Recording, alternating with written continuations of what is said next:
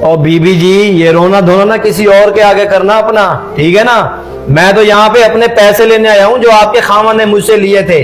अब मर गया तो वो कौन देगा, कौन जिम्मेवार है? आप ही देंगी ना। अरे यहाँ अफसोस करने आए हो या लेन देन करने आए हो? बेगम, मैं यहाँ पे कोई अफसोस करने नहीं आया, मैं बस यहाँ पे अपने पैसे लेने आया हूँ। मर गया तो मर गया। भाई मैं पहले ही दुखी हूँ, वो तो लेन देन आपका था ना, इसमें मेरा क्या लेना देना है? अरे भाभी, ये सब कुछ आपका ही तो है। अगर वो मर गया तो क्या हुआ, आप तो कर्जा अदा कर सकती हैं ना। बराए करम मेहरबानी भाभी जी, आप मेरे पैसे मुझे दे दें, नहीं तो मैं कब्जा ग्रुप वालों को यहाँ पे बिठा दूंगा, वो खुद ही सब कुछ आपसे वसूल कर लेंगे। नहीं नहीं भाई जी, मुझे कुछ दिन की मोहलत दे दें, मैं करती हूँ आपके कर्जे का कुछ ना कुछ। कुछ दिन नहीं, सिर्फ और सिर्फ 24 घंटे। इन्हीं 24 घंटों के अंदर आप मुझे मेरे पैसे दे दें, नहीं तो फिर मैं अगली कार्रवाई खुद शुरू कर दूंगा। चलो बेगम उठो।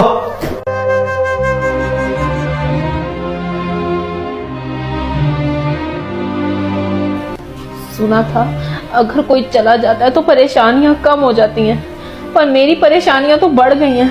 अब मैं क्या करूं? मुझे ना तुम्हारे ऊपर बहुत गुस्सा आ रहा है। तुम्हारे मुश्किल वक्त में उन लोगों ने तुम्हारी मदद की और तुमने चंद पैसों की औकात दिखा दी।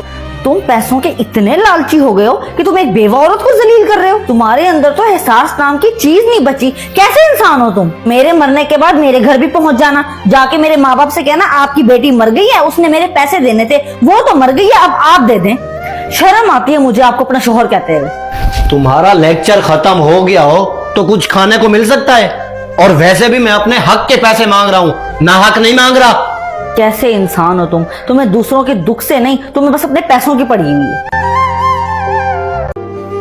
भाभी ये पेपर रखिए आप।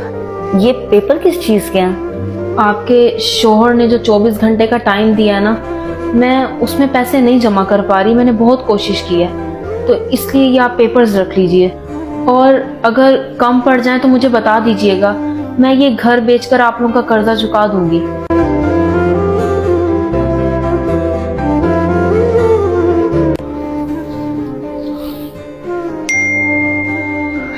अरे बेगम, फिर 50 लाख? लगता है उस बेवा ने पैसे भेज दिए हैं। आज तो खुशी का दिन है बेगम। वैसे ये बिजनेस बहुत अच्छा है, लेने मैंने 25 लाख थे, वसूल मैंने 75 लाख कर दिए। इसे कहते हैं बिजनेसमैन।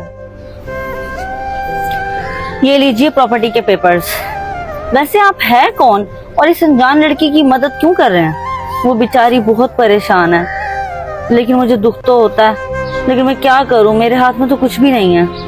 आप ये पेपर लें और उन्हें जाकर दे दें, और हाँ, उन्हें जाकर कहना कि हमें अपना कर्ज मिल गया है। ठीक है, ये पेपर्स तो मैं जाके उसको वापस कर दूंगी, लेकिन आप मुझे ये बताएं आप हैं कौन? इतने इस दुनिया में कोई मदद तो ऐसे नहीं करता, जरूर आपका उससे कोई ना कोई तो रिश्ता होगा। रिश्ता है, वो मेरी बहन है। मैंने सारी जिंदगी उसे दुख और तकलीफ के सिवा कुछ नहीं दिया। अब वो बेचारी परेशानी में है और ये मदद करने का अच्छा मौका है, और मैं इस मौके को गंवाना नहीं चाहता। बस आप जाइए, ये पेपर मेरी बहन को दे दीजिए, और उनको हरगिज ये नहीं बताना कि उनकी मदद मैंने की है।